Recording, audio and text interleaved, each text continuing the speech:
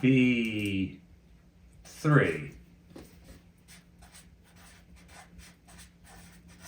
Perpendicular lines.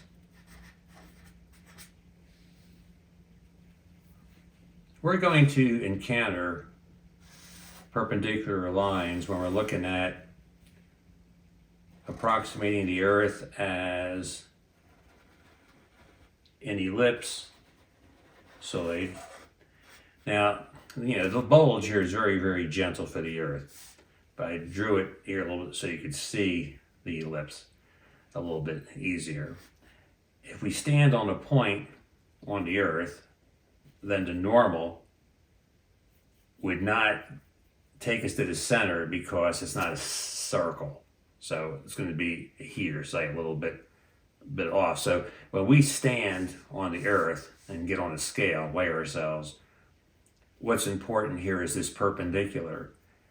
And we're going to need to work with figuring what that is. And the tangent, say, is this way. The slope, remember the slope is related to the tangent. So we have here this angle and this one, they're going to be perpendicular to each other.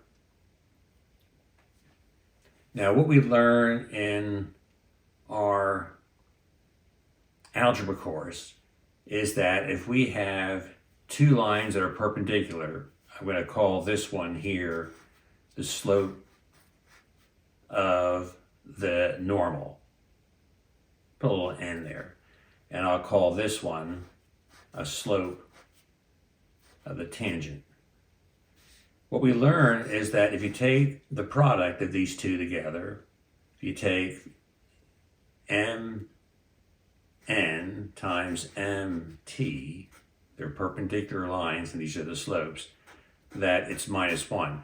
Now you can kind of see the negative sign coming in there because, see, if this is going up like this in a positive direction as I go to the right, that's my run, I go up, you can see this one's sloping down. So if the hill, you're going up an incline. If the incline is going, you go up, you have to climb up the incline, that's positive. Here you're sliding down like a sliding board, that's going to be negative. But why is it -1 if they're perpendicular to each other? That's what we would like to figure out. I'm going to go back to the rectangle I had earlier. I'll draw it again. Okay. And we had a nice green hypotenuse that was the diagonal, straight line diagonal in there.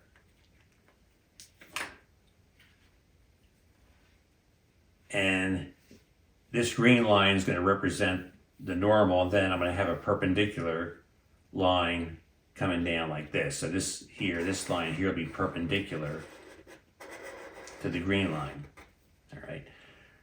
So here it'd be helpful to have, say, dotted line continue there and a dotted line continue this way. And if I call this alpha like I did earlier in the previous section and consider this beta, since this is a 90-degree angle, when you have a triangle, since all the angles add up to 180, you're using up 90 here, you have 90 left for these two. That means this angle has to be beta also. And you might remember from geometry when you have this sort of I like to think of it like the Z, that the alternating interior angles are equal. So if you think of this here as like a backward Z, or so like that, these are parallel lines. The betas would be equal.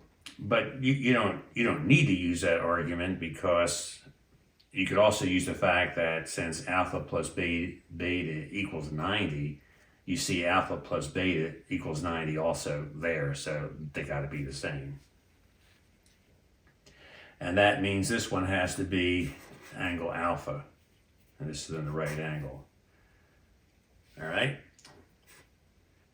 So here, if we look at these being perpendicular, this blue line here and this green one, since that's a 90-degree angle, that means this has to be alpha also. But if that has to be alpha, then since this is a 90-degree angle, this one in here has to be beta. It's like alpha and beta keep appearing all over the place here. And once again, since this is 90, there's alpha, the other one has to be beta. And since this is 90, beta, this has to be the alpha. All right, and notice emphasize that this is 90 degrees here, pi over 2. And you can emphasize here, this is pi over 2, like that.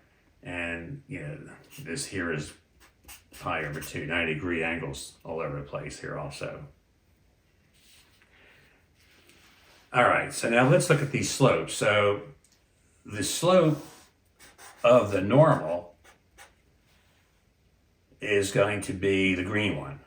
That's the green one, is the normal to the surface of the earth here. So that's the green one.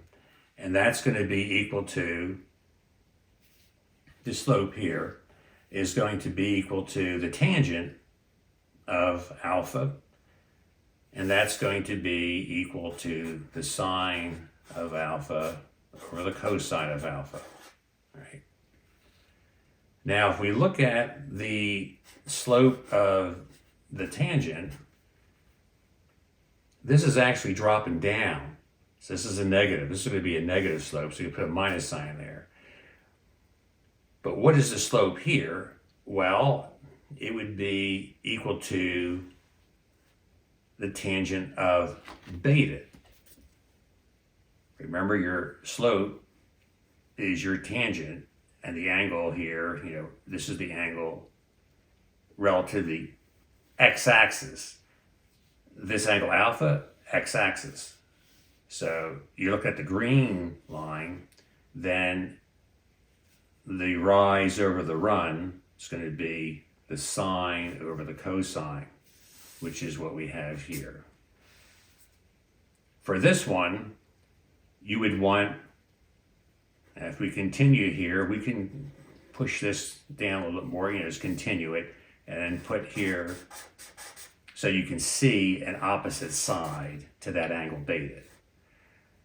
So since you're dropping down that opposite side, that's your minus sine of beta. And then the run is the cosine of beta, which is the adjacent one. So that's the run. So it's the cosine of beta. So we have those two neat formulas.